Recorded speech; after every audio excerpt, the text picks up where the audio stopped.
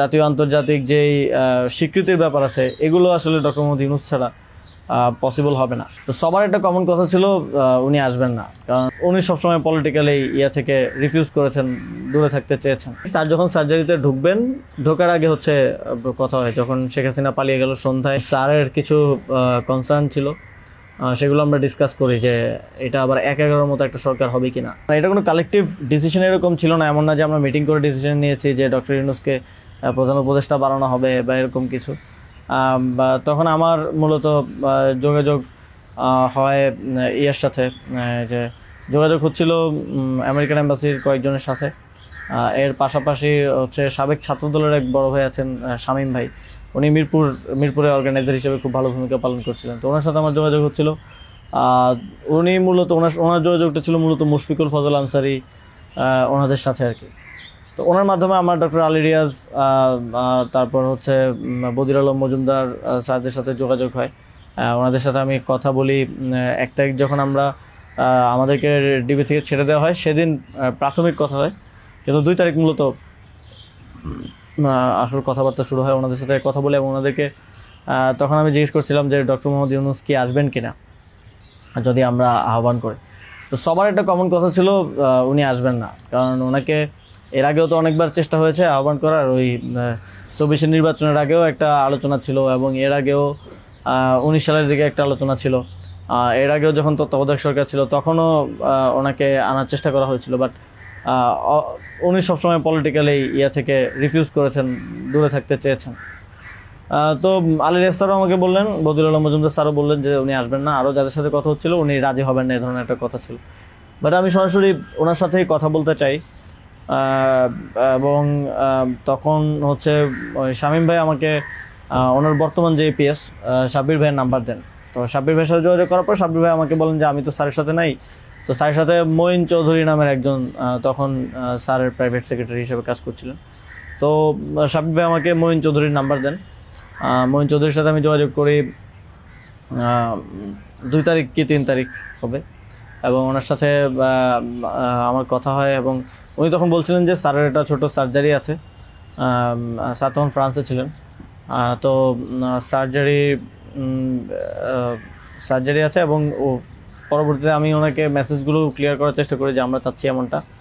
তো উনি স্যারের সাথে কথা বলেন। স্যার আমাদেরকে পরে একটা মেসেজ পাঠান যে তোমরা যেটা করতেছো আমি তোমাদের সাথে আছি আর কি। এটা হচ্ছে ২ তারিখের দিকে স্যার একটা মেসেজ আমাদেরকে পাঠান থ্রু মঈন চৌধুরী, কিন্তু তখনও কথা হয়নি। স্যারের সাথে আমার প্রথম কথা হয় হচ্ছে, মানে আমি বারবার ইনসিস্ট করছিলাম সরাসরি কথা বলতে, কারণ সবাই অনুৎসাহিত করতেছে যে স্যার আসবেন না, আদার অপশনস দেখার জন্য, প্রধান উপদেষ্টা হিসেবে অন্য কাউকে দেখার জন্য অনেক নামও আসতেছিল, অনেক নামও সাজেশন আসতেছিল। কিন্তু আমার চিন্তাটা ছিল যে আমাদের যে অর্থনৈতিক ভঙ্গুর পরিস্থিতি, তারপরে একটা বিশেষ পরিস্থিতিতে আমরা সরকার গঠন করলে সেটার জাতীয় আন্তর্জাতিক যেই স্বীকৃতির ব্যাপার আছে এগুলো আসলে ডক্টর মোহাম্মদ ইউনূস ছাড়া পসিবল হবে না। তো সেই জায়গা থেকে আমি বারবার যোগাযোগ করার চেষ্টা করি। পরে মঈন চৌধুরী স্যারের সাথে আমাকে কথা বলিয়ে দেন। সম্ভবত ওনার নাম্বার থেকেই প্রথম কথা বলা হয়, এবং স্যারকে আমি অ্যাপ্রোচ করার পরে স্যার আমাকে বললেন যে আমি হচ্ছে তোমরা অন্য কাউকে ভাবো। এটা সম্ভবত ৩ তারিখ। স্যার বললেন যে, এবং স্যার কয়েকজনের নামও বললেন যে তোমরা ওনাদেরকে ভাবতে পারো। এর মধ্যে ২-১ জন আমাদের উপদেষ্টা পরিষদেও আছে এখন। স্যার বললেন যে আমার লাইফটা তো ডিফারেন্ট, আমি ওইখান থেকে আসবো কিনা। এবং উনি বলেন যে তাহলে, আমি যখন বললাম যে স্যার আপনাকে ছাড়া হবে না, আপনাকে আসতেই হবে, তখন উনি বললেন যে আমি ভেবে দেখি, তোমরাও ভাবো, যদি আদার কোনো বেটার অপশন পাওয়া যায় তাহলে তোমরা ভাবো, আর আমিও ভেবে তোমাদেরকে জানাবো। তো ৩ তারিখ তো অনেক কিছু আনসার্টেন ছিল, এক দফা শুধু ঘোষণা হয়েছে, কবে পতন হবে, কবে আসবে, এটা আনসার্টেন ছিল। তো আমার মনে হয় এটাও ডিসিশন নেওয়ার ক্ষেত্রে একটা বাধা ছিল সে সময়। কিন্তু আমি যথেষ্ট, আমার মনে হচ্ছিল যে উনি ডিনাই করলেও he is to some extent positive, মানে যেটা বাকিদের থেকে আসতেছে যে একেবারেই আসবে না এরকম। আসিফ স্যারও বলতেছিল যে আসবে না স্যার, রাজি হবে না। তো আবার আমার মনে হচ্ছিল যে এই লোকগুলো তো সবাই স্যারকে পার্সোনালি চেনে, তো ওনারা বলতেছে। কিন্তু আমি ইনসিস্ট করি, এবং আমি তখন আসলে বাকিদেরকে জানিয়ে রাখছিলাম যে আমার স্যারের সাথে যোগাযোগ হচ্ছে। তখন এটা কোনো কালেকটিভ ডিসিশন ছিল না যে ওনাকে আমরা প্রধান উপদেষ্টা করব। আমি নাহিদ ভাই, মাহফুজ ভাইদেরকে জানিয়ে রাখি যে আমার ওনার সাথে যোগাযোগ হচ্ছে, দেখি এটা কোথায় যায়। আর সবার কাছেই তো তখন সময়টা আনসার্টেন ছিল যে কখন পতন হবে, কখন সরকার হবে। এটা অনেক ফার সাইটেড আসলে বিষয় ছিল ওই সময়টাতে, কারণ আমাদের মনে হচ্ছিল না যে 5ই আগস্ট পতন হবে। আমাদের মনে হচ্ছিল যে আরও হয়তো দীর্ঘ সময় আমাদের লড়াই করতে হতে পারে। ইভেন সব ধরনের সম্ভাবনাই ছিল, এটা একটা গৃহযুদ্ধের দিকে যাওয়ার পরিস্থিতিও ছিল ওই সময়টাতে। তো পরবর্তীতে যখন এরপরও স্যারের সাথে আমার কমিউনিকেশন, স্যারের টিমের সাথে কমিউনিকেশন চলছিল। 5 তারিখ মূলত স্যারের সাথে আবার কথা হয়। মঈন চৌধুরীর সাথে রেগুলারই কথা হচ্ছিল, প্রতিদিন 2-3 বার কলে কথা বলছিলাম। 5 তারিখ স্যার যখন সার্জারিতে ঢুকবেন, ঢোকার আগে হচ্ছে কথা হয়, যখন শেখ হাসিনা পালিয়ে গেল সন্ধ্যায় আমরা চ্যানেল 24-এর অফিসে। তখন আমি স্যারের সাথে কথা বলতে চাই যে এখন তো পতন হয়ে গেছে, এখন একটা ডিসিশনে আসতে হবে। তো তখন মঈন ভাই স্যারের সাথে আমাদেরকে কলে যুক্ত করেন। তো চ্যানেল 24 অফিসেই নাহিদ ভাই আর আমি আমার ফোন থেকে লাউডস্পিকারে স্যারের সাথে কথা বলি। তো স্যারকে আমরা বলি যে স্যার এখন একটা ডিসিশন আসতে হবে, আর স্যারও সার্জারিতে চলে যাচ্ছিলেন তারপরে ডিসিশন দেওয়াটা। তো স্যার এক ধরনের তখন মনোসম্মতি দিলেন যে আমি আসব। আর এর মাঝে তো 2 দিন স্যারও আলোচনা করেছেন বিভিন্ন পর্যায়ে, আমি আসবো, তবে বিস্তারিত কথা বলার আগে তোমরা কোথাও এটা অ্যানাউন্স করো না আর কি। তো এই আলোচনাটা হওয়ার পরে আমরা অনেকগুলো বিষয় ছিল ডিসকাস করার মতো। আলোচনাটা হওয়ার পরে আমরা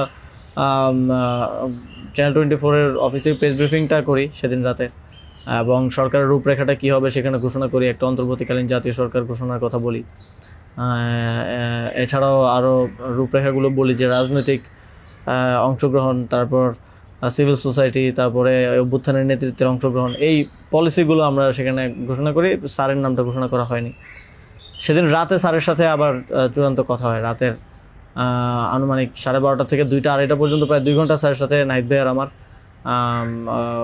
কলে কথা হয়, এবং সেখানে আমরা বিস্তারিত বিভিন্ন বিষয়গুলো আলোচনা করি, এবং স্যারের কিছু কনসার্ন ছিল সেগুলো আমরা ডিসকাস করি যে এটা আবার 1-11 মতো একটা সরকার হবে কি না। মানে আমরা ক্ষমতায় বসবো, কিন্তু পেছন থেকে আর্মি আমাদেরকে চালাবে কিনা, অথবা অন্য কেউ আমাদেরকে ডিক্টেট করবে কিনা। স্যারের কনসার্ন ছিল এটা। স্যারের কনসার্ন ছিল যে আমি আসলে আমাকেই স্বাধীনতাটা দিতে হবে, আমি আসলে এটা আর্মি রান করবে কিংবা পেছন থেকে কেউ রান করবে, এটা হলে আমি আসবো না। তো আমরা স্যারকে বলেছি যে আমাদের পজিশনে এটাই, যে গভর্নমেন্ট যদি আমরা ফর্ম করি, গভর্নমেন্ট স্বাধীনভাবে কাজ করতে হবে, এবং এখানে সেনাবাহিনী কিংবা অন্য কোনো অথরিটি যদি হস্তক্ষেপ করতে চায়, সেক্ষেত্রে আমরা মাঠ থেকে সেটাকে চ্যালেঞ্জ করবো আর কি। তো এই ধরনের একটা নিশ্চয়তা স্যারকে আমরা দিই আমাদের এন্ড থেকে।